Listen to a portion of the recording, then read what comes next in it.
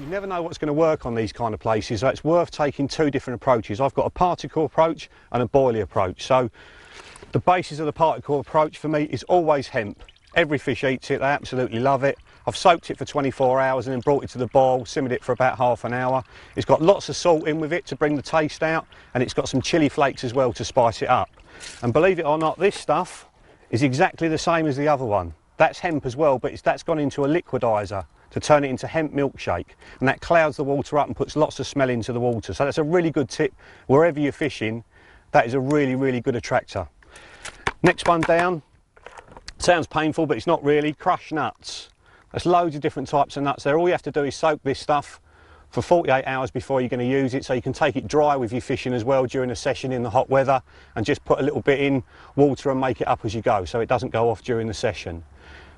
And if you're going to put crushed nuts in, you want to have whole nuts as well, the old faithful tigers. Now you can see there I've got a lot less tigers than I have of the other ones, and that's because tigers fill the fish up really quickly, and if you use lots of tigers, the fish can actually spook off them because they've been used a lot in the past. So you're only just using a handful of tigers to a bucket of hemp. I'll show you my finished spod mix, if you like, or the mix you're going to drop over the side of the boat or out of your remote control boat. So it's mainly hemp. I've got some of the liquidised hemp as well, just to stodge it up so you don't lose it out the back of the spod. And you can see there just the odd tiger here and there. And if the fish are picking those out and you've got one of those on the hair, you're going to get bites quicker before all this has been eaten, and that's exactly what you want. So that's the particle approach. Moving on to the boilies. Both the boilies are in air dry bags. That's really important, because during the session, if you just keep them in plastic bags, they'll go off. So the air dry bags will let the air get to them, move them around underneath your bed chair every day, and they won't go off. The first one's Pulse.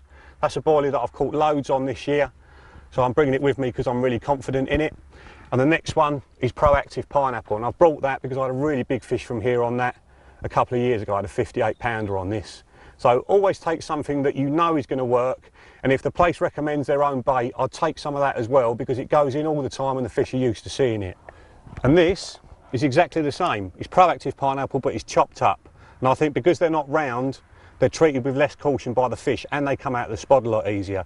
Now on this particular place, you're not allowed to use pellets because of the high oil content. The owners are worried about the fish getting too much oil in them. So to stop the whole lot coming out the back of the spod, I'm using that stuff, which is also Proactive Pineapple. But again, it's gone into the food processor, and I've really chopped it up with a chopping blade, and it's gone down to a fine crumb.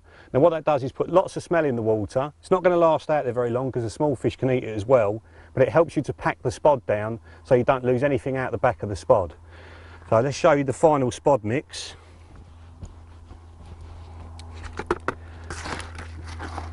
That's it there. So I've got a mixture of everything in there. I've got the hemp in there, I've got some large chopped boilie, I've got some of the fine crumb as well, I've got a few chopped nuts and a few whole tigers, because I'm fishing different hook baits over the same baited spot.